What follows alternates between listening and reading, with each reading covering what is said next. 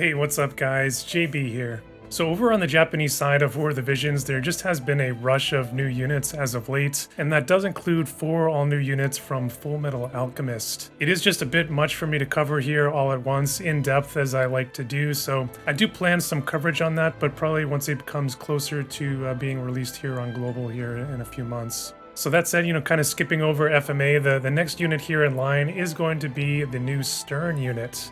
There are references, for this unit kind of in the Japanese text to reincarnation or new dawn or things kind of along those lines. But, I'm just going to keep it simple here with this guy, and I'm going to go with Winged Sterne here for now. In this version of Sterne, he's going to be joining the Light Caste, which is actually a big change for him. Both previous versions were actually the Dark Elements. And we actually haven't seen a new version of Sterne in the game since the initial 6-month anniversary of the game so long ago. Now the light element, while it does remain relatively strong, it just isn't where it used to be, amongst the elemental hierarchy. Of course, in 2022, the element really didn't get all that many new units. So will this latest edition be powerful enough to topple Sephiroth and the dark meta, or perhaps sit alongside him and create something entirely new? Well guys, let's dive into the kit today and find out.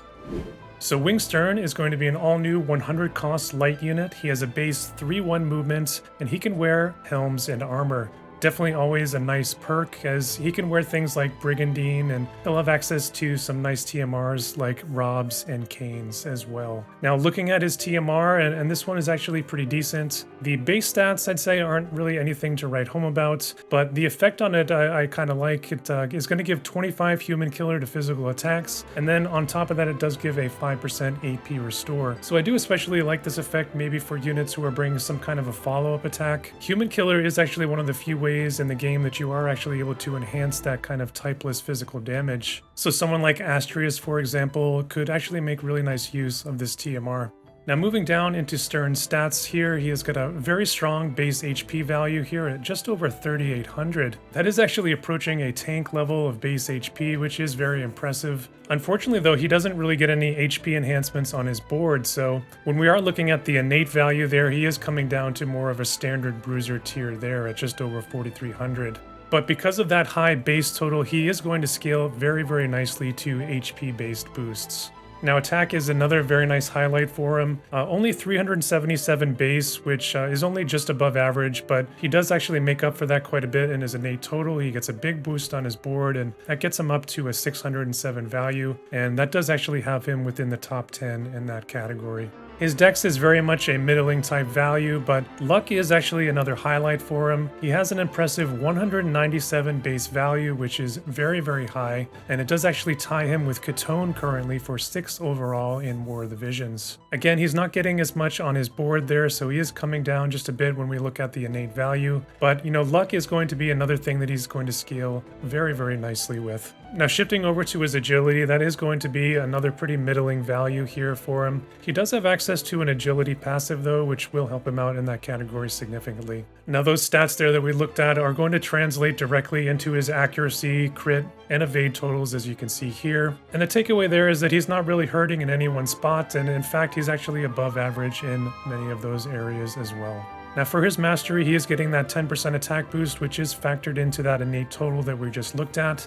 He is getting a 10% reduction to his AP usage, and then finally an innate 20% reaction block. So nothing crazy here on this mastery, but just some nice quality of life for him. Now on the defensive front, he has 6 base defense and 0 spirit, so already leaning a little bit more towards that physical side. And here, as with most new units, he is getting some pretty nice resistances, most notably towards slash and pierce damage. He does have a weakness here though. He is coming in at a -5 in magic damage, which is just a little bit concerning because, magic damage is actually a huge strength for the dark element. Now for ailment resist, he is picking up a major resist on blind here, which is actually a pretty important one coming into the future. Both Yuffie and Lasal do come in, at the 3rd anniversary and will join Bold Leela, all having a very, very high chance to land blind on their targets. He does have a major resist to charm here, which is a very effective one to have in the win matchup, but also very effective to have in manual PvP settings as well. So statistically overall, we are looking at a physical bruiser archetype here, but with some nice flexibility here in the stats, especially with that luck value, and we'll actually talk a little bit more about that as we continue on here in the review. Now looking next at the Transcendence upgrades, when you do take him to level 140, Sterne is going to be tagged as a physical frontline attacker, so he has the standard reincarnation stats available to him with that, which is heavily focused on HP and attack. Now for his level 140 mastery, we are looking at a 30% acquired AP, so that's going to pair very nicely with that reduced AP consumption we had in the mastery. He is picking up a little bit of bulk here as well with the area resist, and then finally he's getting that upgrade to his job 25 ability, and it is adding an additional effect when you use that skill, which will restore 20 CT on use. Alright, moving into passive abilities and counters here next. And Sterne definitely has some flexibility here in terms of the passives that he has and different ways that you're actually able to take him and build him in specific ways. None of them I would say are a must use other than this first one here, which it's actually the same thing that Flagbearer Glaciella gets in her passives, but he just doesn't have the upgraded EX version. And that's actually going to give him that 15 area resist as well as 40 defense penetration, so very, very nice passive there. But adding on to that, you can kind of cater your builds, depending on what you are going for. He does have paths here to be a bit more mobile, more faster and evasive, or you can just give him some bulk or accuracy. So depending on what you're going for in your build, you have some different directions here that you can go. I think personally for maybe an all-purpose kind of general use build, I would probably look at either options 3 or 4 here. Now moving over into his counter abilities. Also very similar to Flagbearer Glaciella here, he is getting Reflex, so I think that's going to be the one that you're going to use in most situations. He does have Paladin's Guard though, and that one is actually pretty good too. Alright, so we're going to move on here now into his all-new main job, and we're going to start here with his buffs. And he is actually one of the rare units that does get 3 of them in his main kit. So his first buff here is going to provide a 25% agility and 30% additional crit rate. I'm not actually a huge fan of this buff. I think that I probably would have it turned off in most cases, as the other 2 buffs that we'll look at here next are much more vital for his survivability. From what I've seen, I do think that this buff is the lowest priority in terms of the auto AI, but I'd probably would ever only consider using this buff maybe from a manual perspective when I can time it and use it more optimally. The next one here is going to be his party buff, and this one is going to provide a 50% reaction block as well as 20% area resist to both himself and allies for 3 turns. In addition, it is going to provide a flat 20 AP to Sterne on usage. Now this one is a 24 TP skill, so he will net 32 AP altogether before acquired AP increases are calculated. Very nice buff here, as being able to bestow that area resist onto allies is actually pretty nice. Not a lot of units get it. A lot of times in these buffs, it's actually a self-only area resist. Now his final buff here is perhaps his most important one. He does get 2 casts of self re-raise, and on use again, it's going to restore 20 AP back to him. He is going to pick up some additional effects here when he gets the re-raise. He's going to get a 3-turn buff of 25 slash attack and 30 accuracy. And if you do take him to that level 140, as we just mentioned a moment ago, he's going to get another effect there, and that's going to get 20 CT restored upon using this buff. So re-raise, it's always a nice perk to have, especially when it's going to come along with all those other buffs. Unfortunately, there are just a lot more units nowadays that are able to dispel that one, so it just isn't quite what it used to be. Now moving over to his main kit attacks, and starting with his low AP finisher skill, this one's going to be a range 2 with a range height of 1. It's coming in with that standard low 121% mod. This is actually a very nice skill though, and it's actually better than most of these low AP skills that we see. And that's because it has multiple effects on this one. Before the damage is applied, it is going to have a barrier break. It is also a non-elemental attack, so it's going to give Sterne something to use against highly light resistant foes. And then finally, it does add a 30% chance to hit there on top of it, so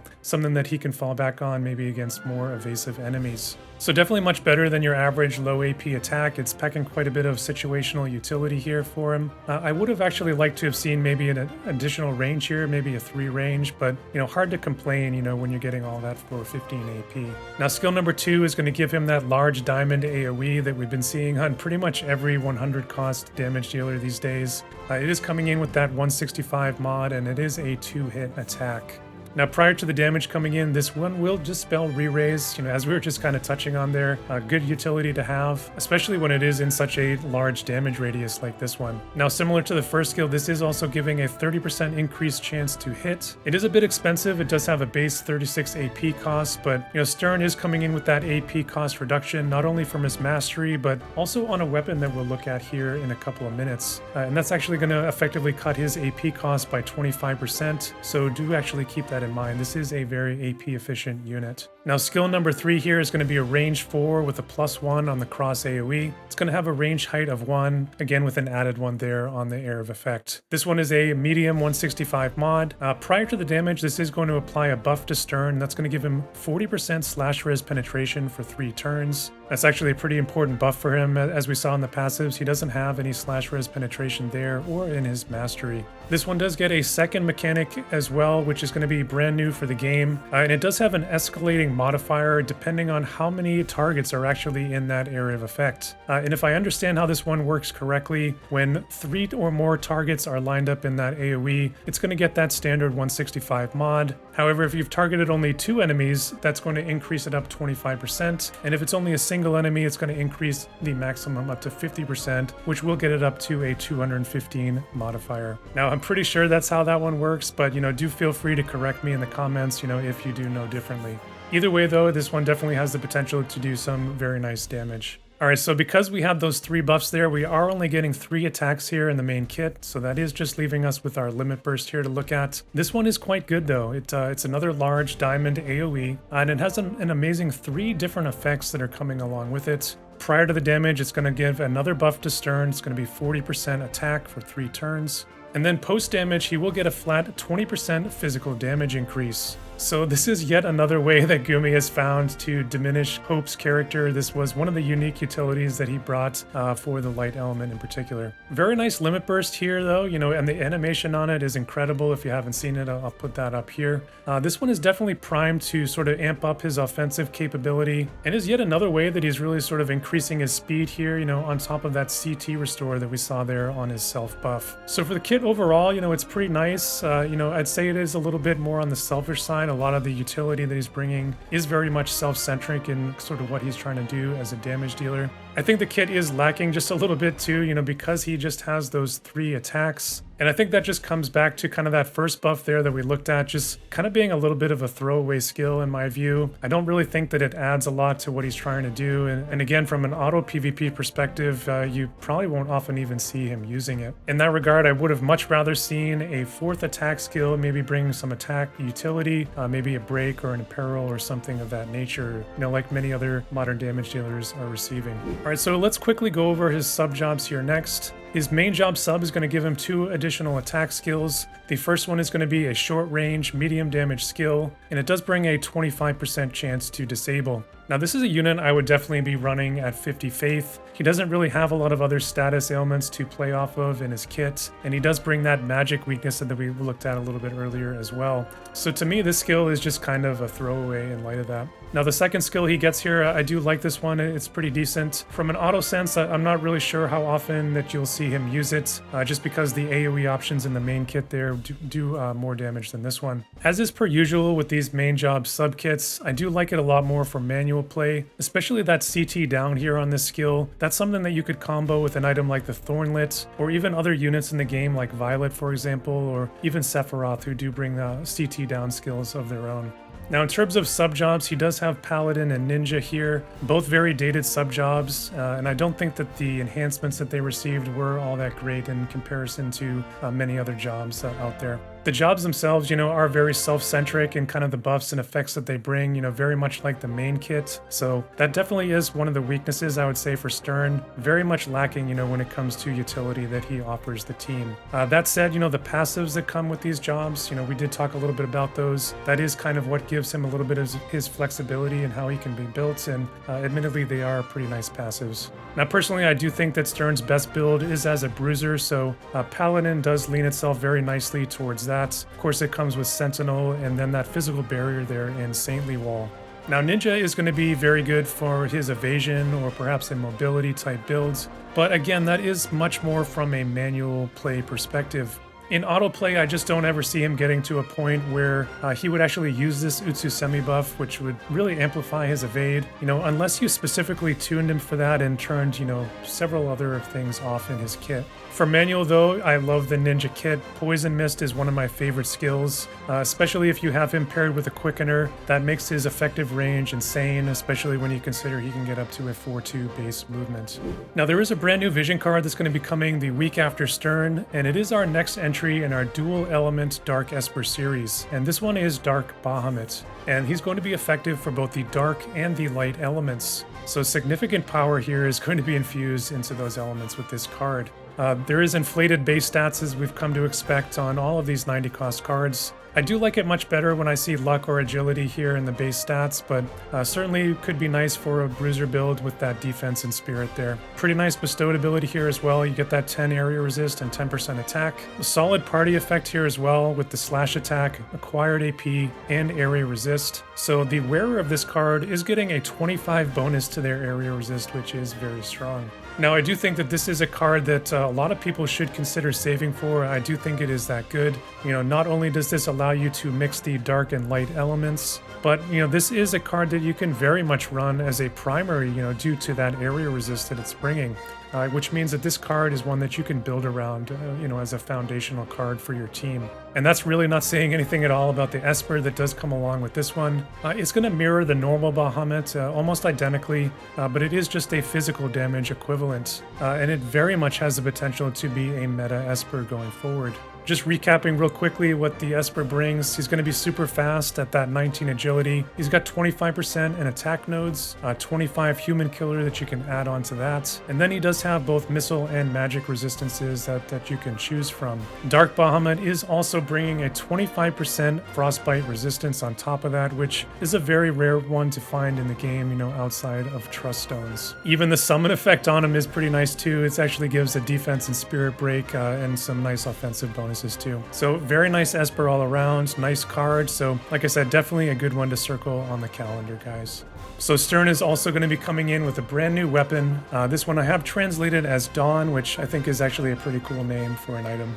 And I am highlighting the AIM version here today because I do think it is a good option to build. The Assault version, though, is another very good choice. The AIM version, though, it does come in with a 24 base accuracy, which is very, very solid for a +5 item. Now, the unconditional passive on this one is a 20% to slash res penetration, which is going to be very nice for Sterne. As we talked a little bit about earlier, he doesn't have any innately in his kit. And that is very much an issue for him because outside of one ninja skill, all of his attacks are slash based. Now, looking at the conditional passives here next, they are for several sword-based jobs, including some older ones in Paladin, Knight, and Warrior, as well as for duelists. And those passives are going to be 15% reduced AP consumption and 10 human killer. So pretty nice all-around sword. You get kind of a mix of damage and utility. And this is the item that would get Sterne to that 25% AP reduction plateau. There are some other nice options though that you could look at for Sterne, in terms of sword. Sword of Light +6, probably being chief among them. So flashing over to our timeline here for 2023, and we are expecting Sterne to arrive in global in roughly 3.5 months. So currently that does have us looking at early May for his release. And you can kind of see him sandwiched there in between all of those other units. This 3rd anniversary is just looking so crazy. As I said at the top of the video, 4 new units are going to be coming in with Full Metal Alchemist, a ton of new 100 cost and limited time units in that span as well. And this time frame that we're sort of going into, leading up to that 3rd anniversary and beyond, it very much is mirroring a year ago where we actually had a similar drought in the game for permanent pool units, which started from the release of Farm and went all the way to Resnick's release, which I believe was around 5 or 6 months later.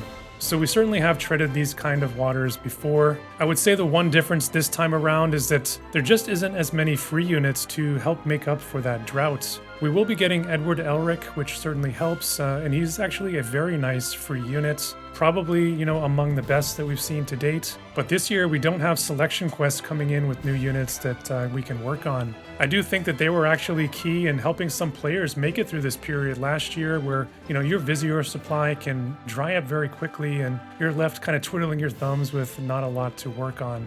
And that does have you in a place where you may be recycling the same lineup or a couple lineups over and over, which is definitely never a fun place to be in a game like this. I do think that there is a little bit of a silver lining, and that is because of the Transcendence system. And I do believe that this year that is going to help those type of players that are kind of stuck in that drought. You know, you're going to have some legacy units to work on and level up and bring them up to level 140. And there are certainly some legacy units that have gotten significant upgrades in that Transcendence system, and I do think that will help create some diversity in the meta. So, like I said, I do think that is you know, one positive that is coming out of this period.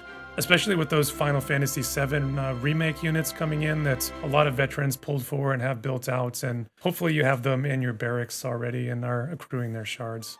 Alright guys, so here is a mock build. I'm actually going to change this one up a little bit today. You know, a lot of the builds that I've done recently have heavily focused on building up accuracy, you know, just due to that 3rd anniversary period where, you know, we may be seeing a lot of fire evade running around. And Sterne can certainly be built in that direction as well. You know, if you use his accuracy passive, he can very easily achieve, you know, well over 400% in an accuracy rating. But for today, you know, I am going to do a bit more of a bruiser build. We're going to lean, you know, more into hit points and resistances. And I'm going to keep it tried and true today. I'm going to go mono lights, and I have paired them here with Wall and Sylvie. Now, I do think the Sylvie pairing in particular is going to make this unit even better in global than he has been in JP, especially for this more bruising type build that I am going for today. I think some of the early reports on Sterne from JP is that he has seemed maybe just a little bit underwhelming. I think that Sylvie actually could be that missing piece for him, and I do think that they will make a very, very nice combination. And that's whether you keep it mono light like I'm doing here today, or whether you decide to maybe branch out into another element, maybe with Sephiroth. I do think that they could make a good pairing as well.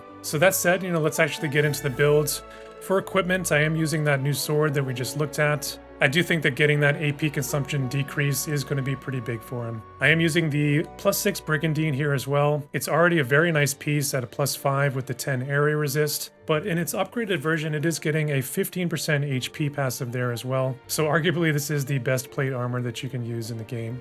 Now, I am using the shield version of that Brigandine, so I am focusing a bit more on Spirit here with the TMR. One of my favorites for that is Summer Kill Phase for the combination of both Spirit and Agility. But, you know, if you don't have that one, you know, Ayaka's TMR Sacred Step is actually just as good, you know, if not better for that purpose. For an Esper, I am going to be using the new Dark Bahamut, not only for the agility and the offensive bonus, but we are also picking up a nice chunk of magic resist there as well. Now for vision cards, agility, area resist, and single target resist are going to be covered by our 2 Bahamut cards.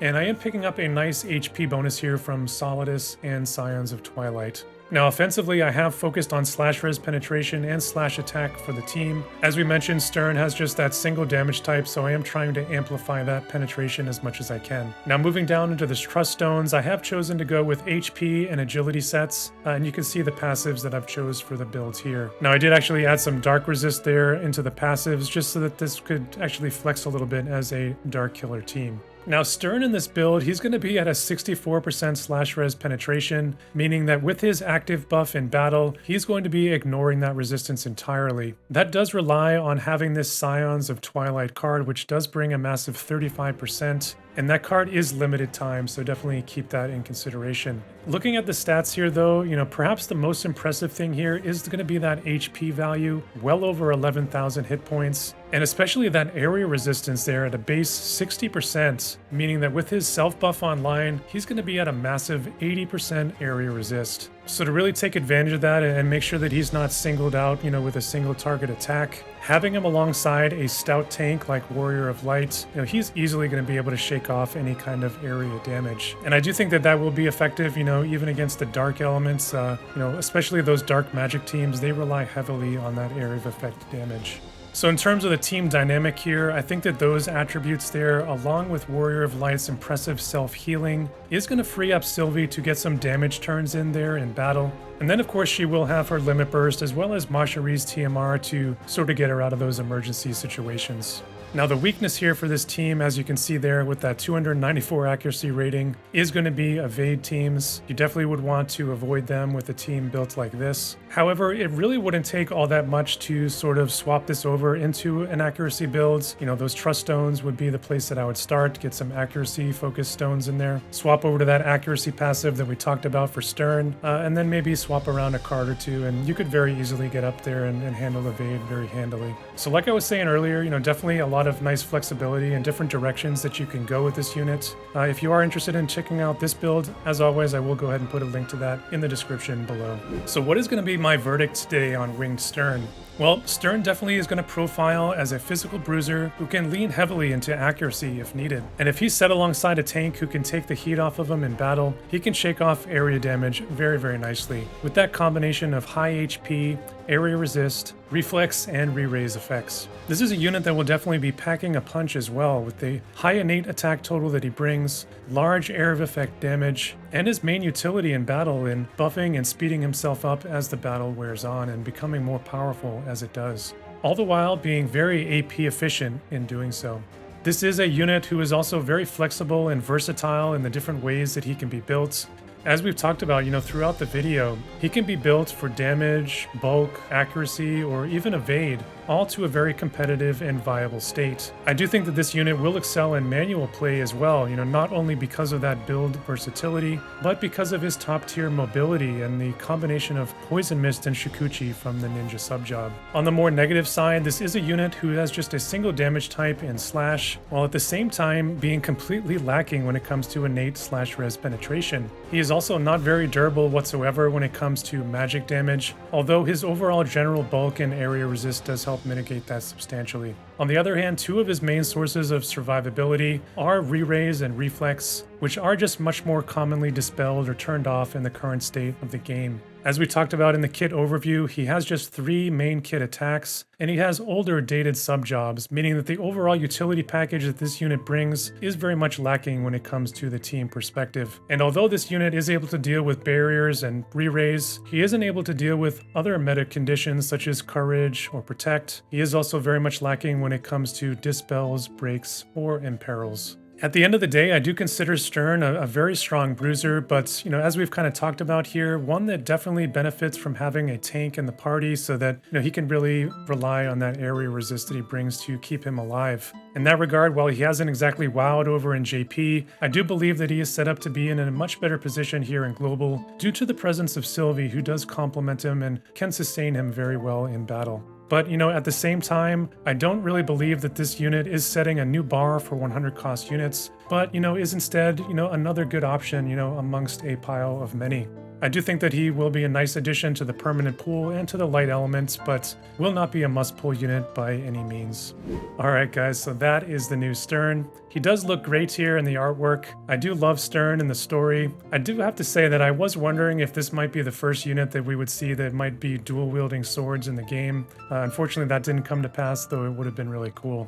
In terms of element choice, I do think that light is a good choice. It's a good home for him. When you consider that his past 2 versions were the dark element and kind of the turn that he takes in the story. I do have to say though that I was secretly hoping that this would be a fire unit, just so that I would be able to put him on a team with Eld and King Mont and kind of keep it in the family there for the fire elements. I think that would have been a lot of fun. C'est la vie though, we are still waiting for that 100 cost fire unit. Didn't turn out to be Reagan either, but we will talk about him next time. At this point, I do have to really wonder if it is going to be Addison Rae. So that is going to do it for today, guys. Hit me up in the comments down below and let me know what you're thinking about this new version of Sterne. Are you going to go for him, or is it going to be Full Metal Alchemist or bust? If you enjoyed the video today, hit that like button while you're down there. And if you like what I'm doing here on the channel, hit that subscribe button if you want to see more. And that's really all that I have to say for today. So as always, stay safe out there, and I'll see you guys in the next one.